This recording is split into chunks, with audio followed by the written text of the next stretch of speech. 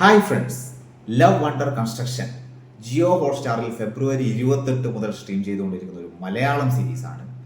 6 എപ്പിസോഡുകളാണുള്ളത്. ഓരോ എപ്പിസോഡിൻ്റെയും ദൈർഘ്യം ഏകദേശം അരമണിക്കൂറാണ്.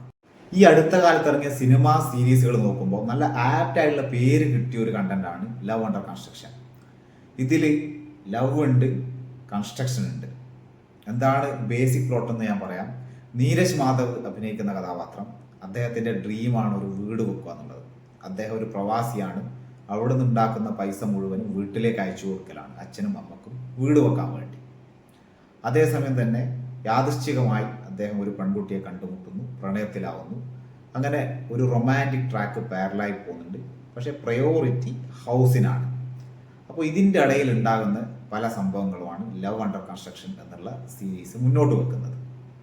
നമുക്കിത് കാണുമ്പോൾ മിഥുനം അല്ലെങ്കിൽ വരവേൽപ്പിൻ്റെ ഒക്കെ ഒരു മോഡേൺ ലൈറ്റ് വേർഷനായിട്ട് ചിലപ്പോൾ തോന്നാം. എന്നെ സംബന്ധിച്ച് നല്ലൊരു ഫീൽ ഗുഡ് അനുഭവമാണ് ലവ് അണ്ടർ കൺസ്ട്രക്ഷൻ. ഒരു മിഡിൽ ക്ലാസ് മനുഷ്യനെ സംബന്ധിച്ച് വീട് വെക്കുക എന്നുള്ളൊരു സ്വപ്നമാണ്. അതിനിറങ്ങിത്തിരിക്കുമ്പോൾ കുറേ പ്രതിസന്ധികൾ ഉണ്ടാകും. ഒന്നാമത് പണം, അതിനായി ബാങ്കിനെ സമീപിക്കുക, ബാങ്ക് ലോണ്, ബാങ്ക് ഇടപാടുകൾ, പിന്നെ കുടുംബാംഗങ്ങളുടെ ഭാഗത്തുണ്ടാകുന്ന പ്രഷർ, കുറേ ലക്ഷറി, പിന്നെ നാട്ടുകാരുടെ ഭാഗത്തുണ്ടാകുന്ന കുറേ ചോദ്യങ്ങൾ, പിന്നെ ഗവൺമെൻറ് ഉദ്യോഗസ്ഥരുടെ ഭാഗത്തുണ്ടാകുന്ന കൈക്കൂലി. ഇതൊക്കെ പരിഹരിച്ചു വേണം മുന്നോട്ട് പോകാൻ.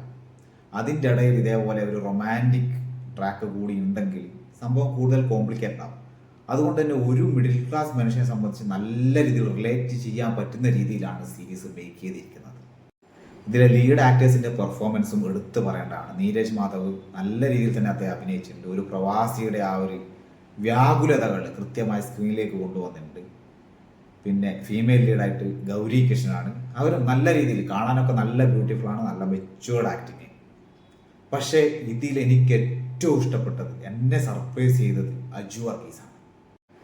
എനിക്ക് കുറേ സിനിമയും സീരീസൊക്കെ കാണുമ്പോൾ അതിൽ രണ്ടാമത്തെ ആക്ടർ ഉണ്ടാവുമല്ലോ, സപ്പോർട്ടിങ് എന്ന് പറയാൻ പറ്റില്ല, നായകന് തുല്യമായി നിൽക്കുന്ന എന്നാൽ കുറച്ച് തൊട്ട് പിറകിലുള്ള ആ ഒരു ആക്ടർ, അവരോട് കുറച്ചൊക്കെ മമത തോന്നും. അവരെപ്പോഴും നിൽക്കുന്നത് ഈ നായകനെ സഹായിക്കാൻ വേണ്ടിയായിരിക്കും. അങ്ങനെ ഒരു ക്യാരക്ടറാണ് അജു വർഗീസ്.